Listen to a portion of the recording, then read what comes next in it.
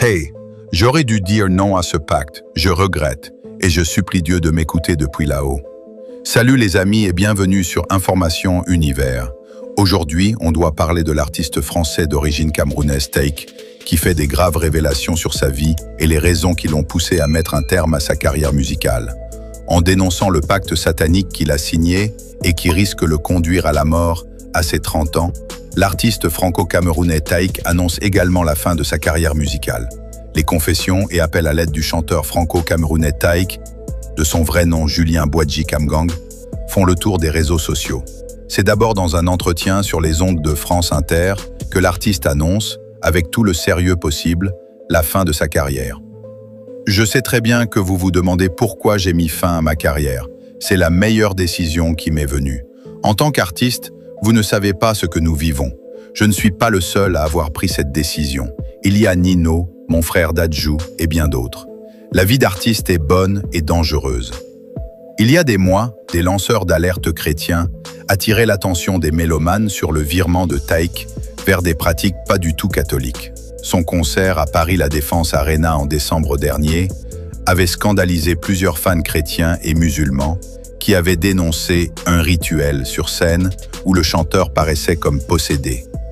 Aujourd'hui, Taïk confirme qu'il est passé du côté obscur, mais veut revenir à la lumière. Actuellement, moi je ne pense plus pouvoir tenir longtemps. J'aurais dû dire non. Aujourd'hui, tout me rattrape.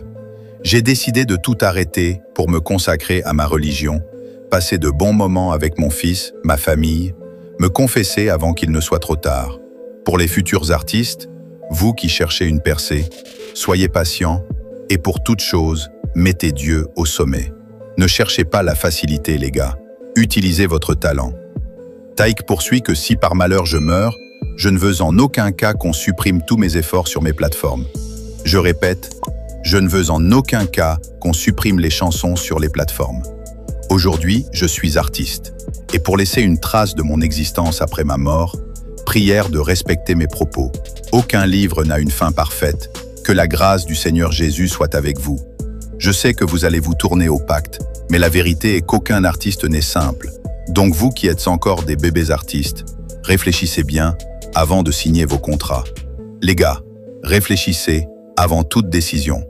Vous pouvez mourir à 30 ans. Il persiste et signe. Je fais la vidéo pour que vous compreniez encore. Je ne l'ai pas dit pour le plaisir. Mais je regrette car la vie est tellement belle que je mérite aller encore devant. Dans ma chanson, je pouvais passer les messages, mais je pense que j'ai été direct. Je n'ai pas voulu passer par 1000 chemins.